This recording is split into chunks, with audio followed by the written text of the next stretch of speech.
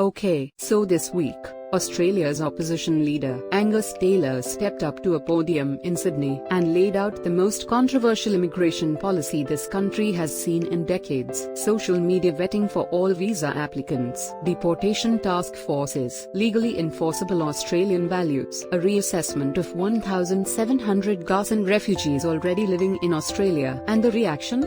Absolutely explosive. Labour called it desperate dog whistling. The Greens compared it to the White Australia policy. Amnesty International called it violent, dangerous garbage. So what exactly did Taylor propose?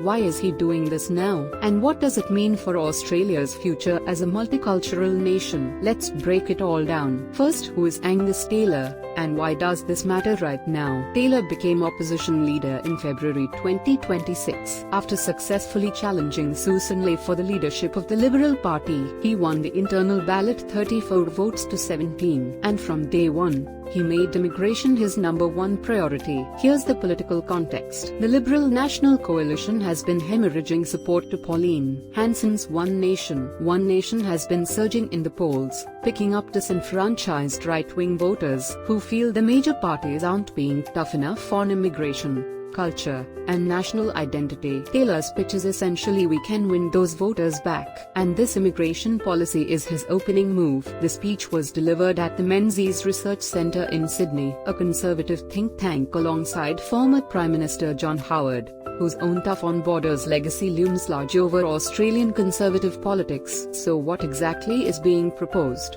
Let's go through the key elements. First, legally enforceable Australian values. Right now, all visa applicants sign something called the Australian Values Statement. It's basically a declaration that you understand and respect Australian values like democracy, rule of law, and equality. Taylor wants to turn this from what he called a tick box exercise into an actual legal condition. Breach it, and you can be deported. The obvious question is, what exactly counts as a breach?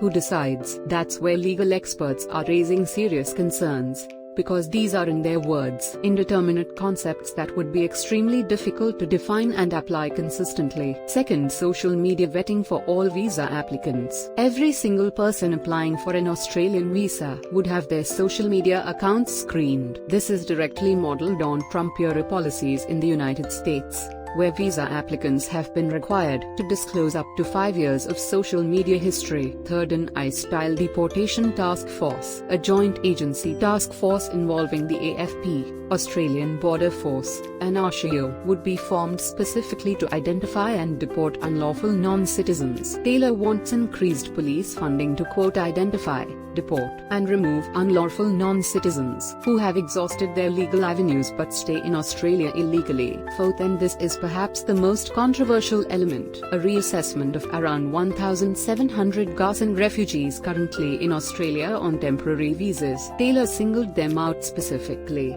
calling them a high-risk cohort that must be reassessed entirely with far greater scrutiny. Fifth, a new enhanced screening coordination centre inside the Department of Home Affairs, centralising intelligence from RCO, the AFP and the Australian Border Force to screen all incoming migrants. The backlash was immediate and intense. Home Affairs Minister Tony Burke said the policy sends the wrong message to millions of Australians. He pointed out that under Taylor's proposed English language requirements, many post-war migrants who built this country, including large numbers of Greek, Italian, and Vietnamese Australians, might never have qualified for citizenship. Defence Industry Minister Pat Conroy called it desperate dog whistling from Angus Taylor, desperately trying to compete with One Nation in a race to the bottom. He asked, who loses doctors?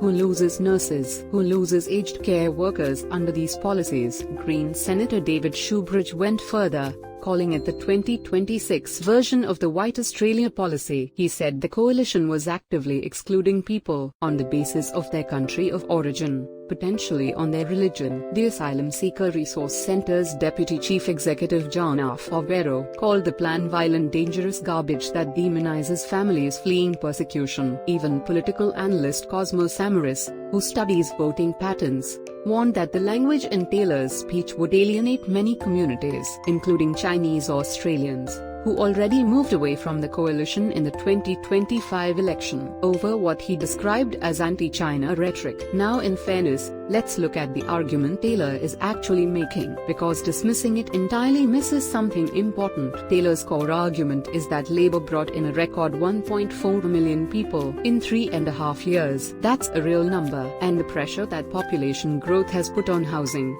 infrastructure, hospitals, and schools is also real. Australians are genuinely feeling it. When people can't find affordable housing, when hospital wait times are blowing out, when schools are overcrowded, it's not irrational to ask whether the pace of migration has been managed responsibly. Taylor's argument is that the current system has been too lax, and that a future coalition government would lower the numbers and lift the standards. The lift the standards part is where the controversy lies, because the mechanisms he's proposing to achieve it, values tests, social media vetting, deportation task forces, are either vague, unworkable, or borrowed from Trump's America. Migration lawyers have noted that most of what Taylor is proposing either already exists in some form, or would be legally fraught to implement. The government already has extensive powers to cancel visas on character grounds. Aussie already screens for security risks. The question is not whether Australia should have robust screening. Of course it should. The question is whether this specific package delivers that, or whether it's primarily a political signal aimed at one nation voters. Here's the bigger picture. Australia is heading toward a federal election, and immigration is shaping up to be one of the defining issues. One nation is polling at record levels. The coalition is scrambling to win back voters on the right, and Labour is trying to defend both its migration record and its commitment to multiculturalism simultaneously. The irony is that this debate is happening while Australia is in a fuel and cost of living crisis that has nothing to do with immigration, and everything to do with global supply chains and decades of underinvestment in domestic capacity. But political debates don't always track the most urgent economic realities. And right now, the loudest political conversation in Australia is about who gets to come here, and what values they need to hold when they arrive. Australia has one of the most successful immigration stories in the world. We are one of the most diverse nations on earth. Our multicultural model has, by most measures, worked remarkably well. The question Taylor's policy forces Australians to answer is, do we want to fundamentally change that model, and if so, at what cost? This is genuinely one of the most contested debates in Australian politics right now, and I want to hear your thoughts. Do you think Australia's migration system needs a major overhaul?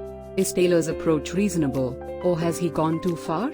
Is the comparison to the White Australia policy fair, or is that framing overblown? Drop it in the comments. I'm going to be reading every single one on this one. Like and subscribe for more Australian news broken down simply. See you next time.